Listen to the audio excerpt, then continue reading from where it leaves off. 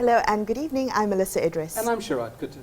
One of the nexus under the Malaysian Productivity Corporation is the Private Healthcare Productivity Nexus. It's a collaboration of the private and public sectors to improve the productivity of the healthcare sector in Malaysia. Tonight on the show, we will be looking at disaster preparedness in hospitals. And our guests are Syamsul Arman Yap, he's a project director at Art Access Design Group, and Muhammad Hafiz Safwan, head of project management at Avicenna Holdings, which is the owner of two Avicenna specialist private hospitals. Welcome to the show, gentlemen. It's good to have you both here. Thank you for having me. So tonight we're going to be specifically looking at the need for proper guidelines for high-rise hospitals. Particularly private hospitals. Now, high-rise hospitals is probably a relatively newer concept in Malaysia. I think, though, it's been used in other places like Hong Kong to address space constraints in terms of patient care. Now, I do want to begin by asking you why Malaysia is looking at building high-rise hospitals. Why is this seen as a need for the Malaysian healthcare sector? If I may begin with you, Arman. Thank you for inviting me today. For this particular reasons for why Malaysia private healthcare sector is looking at high-rise, I think during our public consultation with the public sector, one of the questions we did raise, do we really need a high-rise private hospital? The feedback come back, in fact, there are some already have numbers of applications submitted to Ministry of Health for applying high-rise hospital.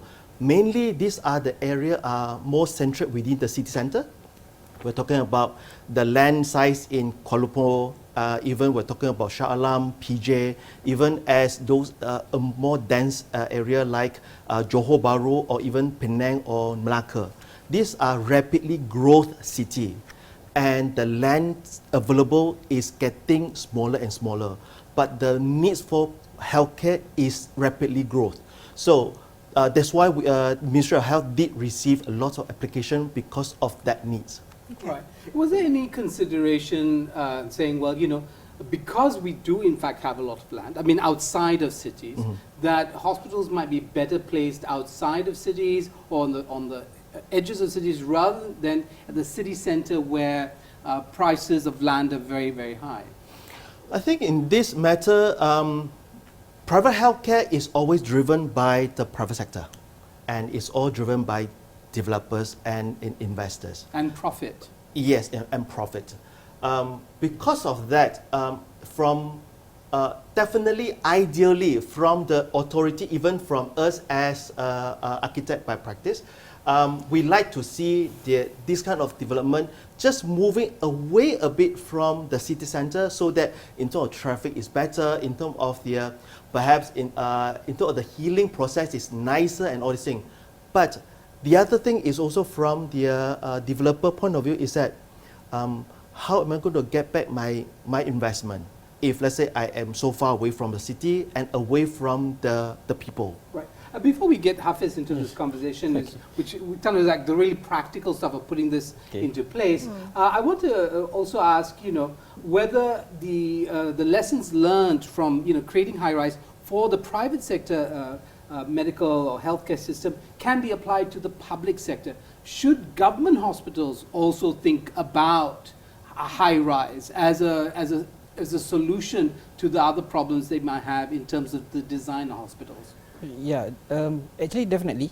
We are looking into patient safety first. And of course, when you look into patient safety, that's the most important thing that you need to think about when you're designing a hospital. Regardless whether it's private healthcare or public healthcare, right? Yes. Yeah. Okay. But are there lessons for the public healthcare system from this whole exercise that you've had of going to Hong Kong and doing your reconnaissance and learning lessons? Is there something for the public healthcare system to learn? Okay, perhaps I will just learn some takeaway from our fact-finding mission in Hong Kong. We visited not only the hospital, as well as we also have the interview with the Hong Kong Healthcare Authority. Specifically, the two sections, one section is handling the public healthcare in Hong Kong, and another section is handling the private healthcare in Hong Kong.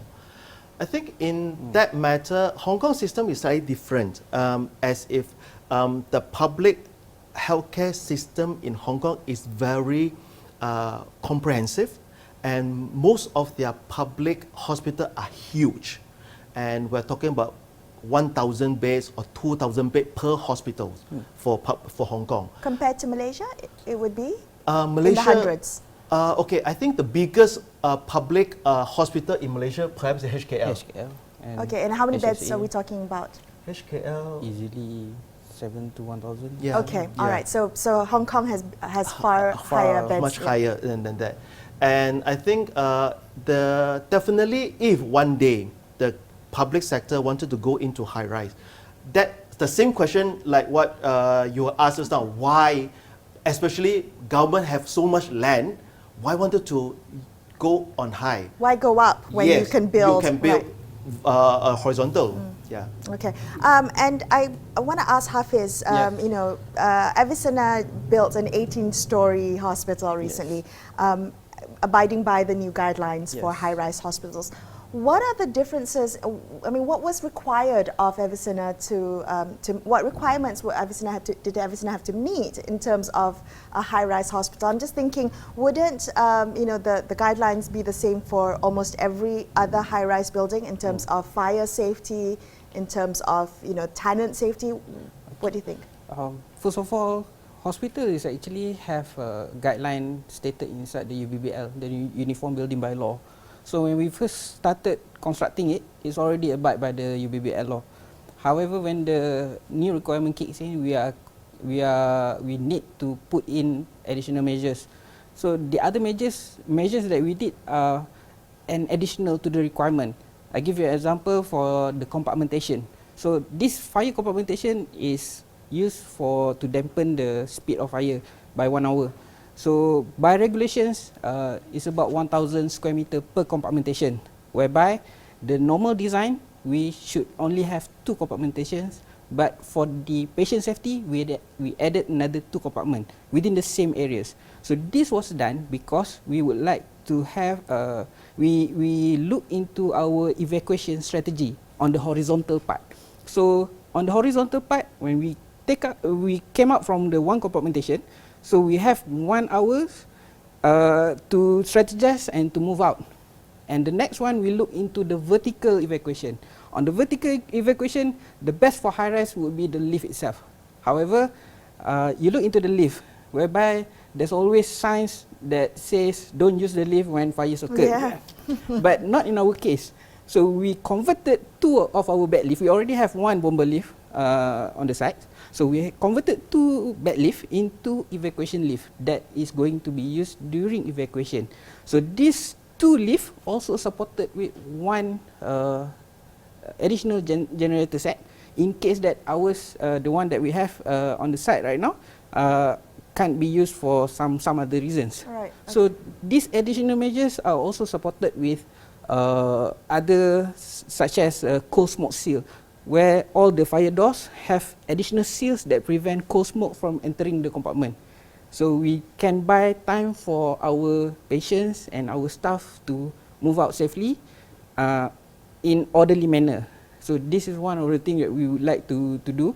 We don't want anyone to panic. So our PA system also designed for addressable PA system.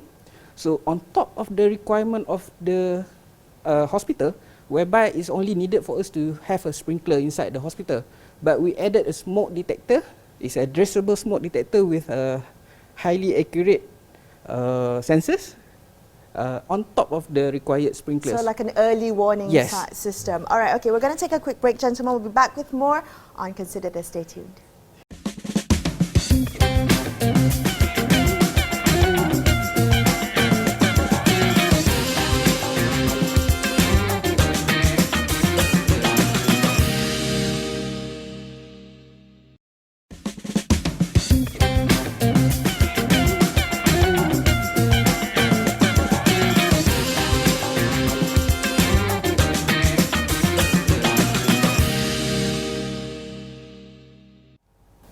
Welcome back. Melisa and Sharaad here on the show tonight, and we're speaking to Syamsul Arman Yap, a project director at Art Access Design Group, as well as Muhammad Hafiz Safwan with Avicenna Holdings. We're talking about establishing guidelines for the development of high-rise private hospitals, and Hafiz, you kind of gave a really great overview of the need for fire safety when it comes to the regulations of high-rise private hospitals. I want to talk a little bit about not just fire hazards, but also airborne disease viruses that can spread, in large high-rise hospitals. That's quite a concern, like the stacking effect, right? So, for instance, how would guidelines take into consideration ventilation planning, airflow planning to ensure that there is sufficient airflow movement within hospitals? But it doesn't kind of spread airborne diseases. Arman, would you want to take that as architect? Thank you, Melisa. I think from the hospital design point of view, and especially on mechanical ventilations, this has been clearly identified in terms of what type of filter is required, in which other area we require just a normal ventilation, or we need the additional HEPA filter for those confined area. All this requirement has been clearly specifically stated in the regulation from Ministry of Health. But I would like to state it here is that also in this particular disaster preparedness, what the Ministry of Health and us from MPC, as well as the practitioner, what we would like to empower back to the industries during the submission of this particular plan is that you to declare and self-declaration on what type of patients that you are going to treat, and what type of services that you are going to provide. Just for example, Avicenna, they have 2 hospitals. One of the hospital is the Children and Women Hospital, special hospital. So we know it by the name. We know that the patients that they are going to deal with will be all the females, the babies, and also the kids. So with this kind of patients, so there will have different method in terms of prevention, even as in terms of like what you say, the airborne disease through the ventilation system and so on and so forth. So that's where I think MPC and Ministry of Health really wanted to empower back to the industry so that to encourage self-declaration and self-preparedness. Hafiz, yes. I just want to ask you, right? Just to clarify, when we think of high-rise, I understand that high-rise definitions that are used is 12 stories or more. Is that how it works? Yes. Now, what happens to a building when it's more than 12 stories? Because 12 stories is already pretty high for a building. What additional concerns happen on the 13th floor? Especially for a hospital. And in Malaysia, we won't have a 13th floor. We'll go skip straight to 12A or 14. I think Haji Arman put out greatly earlier just now, whereby is a need for every type of hospital, doesn't necessarily a high-rise hospital. For this part of question, I think we were asking the same thing when the regulation hit us at first. We try to understand it, and then what I can say, the nearest that I can get is actually the height of the bomber turntable. So the ladder turntable. So on that part, we arrived at the maximum height for that turntable available in Malaysia is only about 40 meter high. So that's how they got the 12-story high for the limitation. But we won't say that this is a limitation because there's already a guideline to do it. So for me, on the high-rise part, yes, 12-story high would be the limitation on whether you can take out your patient safely. On what type of patient do you have inside your institution? Whether they have a back spinal injuries, whether they have spinal injury and so on. Whether the patient is very vulnerable, whether the patient is still under OT when you take him or her out. So this need to be looked into it carefully, because you need to plan. You need to know which patient do you take out first. So that kind of question, the scenario, and so that essentially what you're doing is putting in place protocols for a disaster even before the disaster happens. Yes. And the government just wants to make sure that everybody, including the people building, know what those protocols are. Right. We list down all the risks and we look into all scenarios. So you mentioned, Hafiz, that there was so the MPC, the Private Healthcare Productivity Nexus, had public feedback session, yes, right? we did. What were some of the concerns that were raised? I'm curious to know, for the people who participated in that, what were they concerned about? What were the risks that were discussed? Arman, do you want to take this? Okay, I think the whole initiative started when there are requirement on building high-rise hospital. And in fact, it has been clearly stated in the regulation, stated that any private healthcare facility must have a disaster plan in place at any time, irregardless you are 12-story, below or higher. So that has been clearly stated in the regulation. But when there is the requirement started to come in for high-rise, and people ask Ministry of Health, okay, I need to submit the plan for you.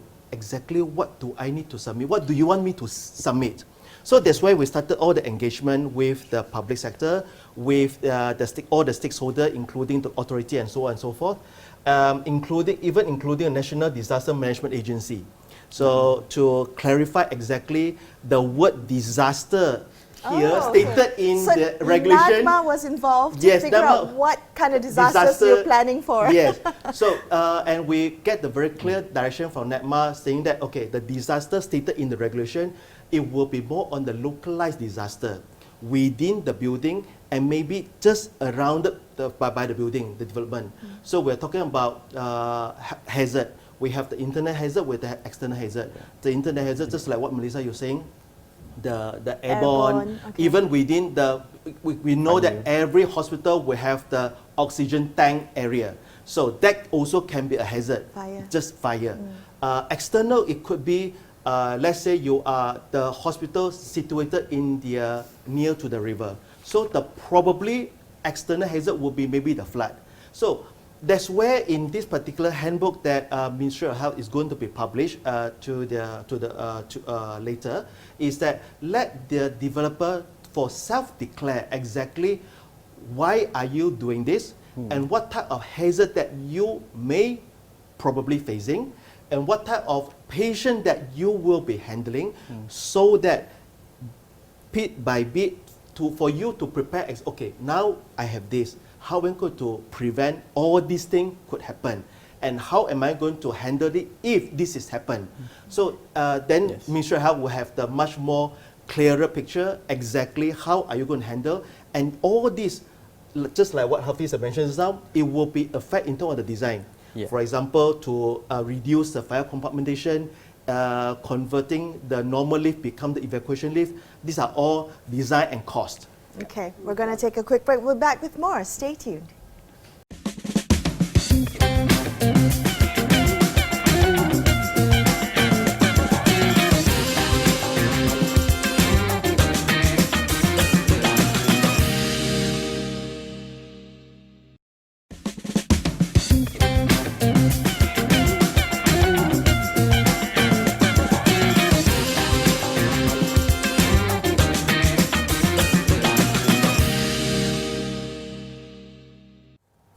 Welcome back. I'm Melisa Idris. With me, Sharaad Kuttan. We're speaking to Syamsul Arman from Art Axis Design Group and Muhammad Hafiz Safwan from Avicenna Holdings.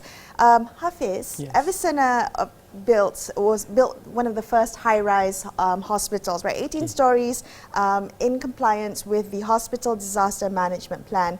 And now I understand that MPC MOH will be publishing a high-rise hospital handbook based on perhaps the test case of the Avicenna hospital. Yes. Tell me, what were the learnings that you think will be helpful for others in this handbook based on your experience directing this project of the high-rise hospital?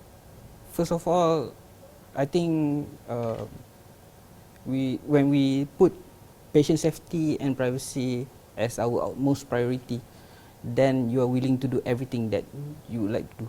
At first, we were looking at the requirement and then we say, okay, let us look back with our consultants and see what are the what can we do to improve everything that had been commented. So when we did everything, like I said just now, improved compartmentation, we converted the lift, we even installed the cold smoke seal. At the same time, we have another generator set just for the lift. It's all come with cost. Right.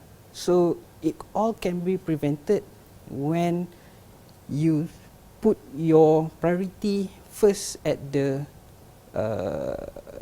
disaster design. Okay, Arman, So- I want to ask Arman to jump in here because the cost is a very interesting. Yes.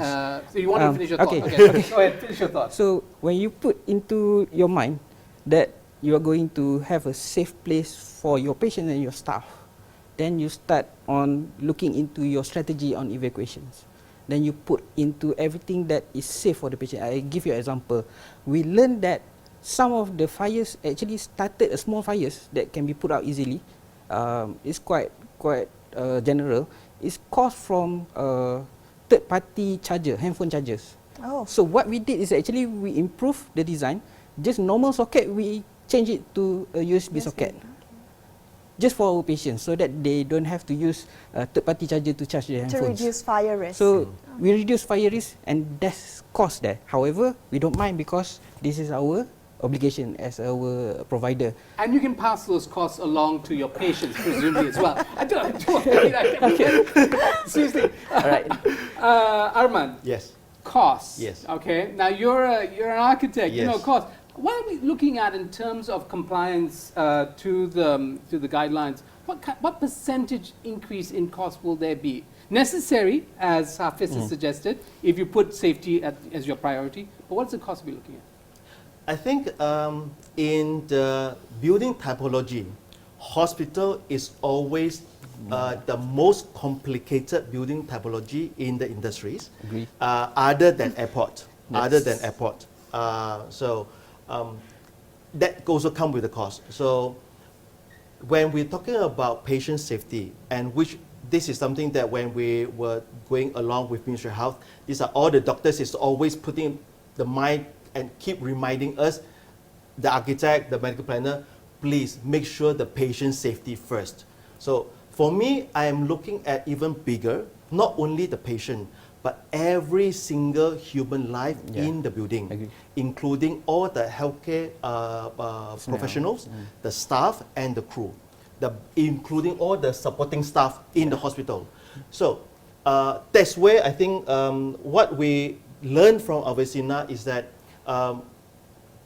just to comply with the current UBBL, Uniform Building Bylaw, is just not enough. That govern the whole thing. So that is why Ministry of Health and MPC, with all this learning case, as well as after the learning from the Hong Kong fact-finding mission, that come up with this particular handbook to identify, okay, which are the area that the developer and the designer must take into consideration, so that it would not have any variation order during construction and add on the unnecessary cost to the development. Okay, and my last question very quickly is, this disaster management plan for high-rise hospitals, is it just limited to high-rise hospitals? I mean, are we looking at any other buildings that can learn from the handbook that's coming out? Okay, I think this Arman, particular yes. handbook, the name of this handbook got to be slightly different from normal handbook. This is called the Technical Design Reference for Disaster Preparedness in Setting Up a New High-Rise Hospital. But it's a very mouthful Very word. catchy. Yes, but it's also stated in the regulation for the Private Healthcare Facility and Services Regulation that the licensee or the person in charge of a private healthcare facility or service shall maintain a written plan on disaster preparedness at all time and to make known to all the personnel in the facility. So it is actually irregardless you are 2-story, 1-story or 100-story in future. So these are all required. Okay, well, gentlemen, Arman, Hafiz, you wanted to add a little last bit there? Everything is actually what Haji Arman said. It's all voluntary. It's all added up for high-rise hospital. It's all added up on top of the current regulation set by UBBL. So, I think on that note, I don't have Yeah. anything. All right, well, thank you so much, Thank both you. of you, Thank for you. being Thank on you the very show much. tonight. Appreciate your time. Thank you. That's all we have for you on this episode of Consider This. I'm Melisa Idris. And I'm Sharaad Kuttan, signing off for the evening. Thank you so much for watching, folks. Good night.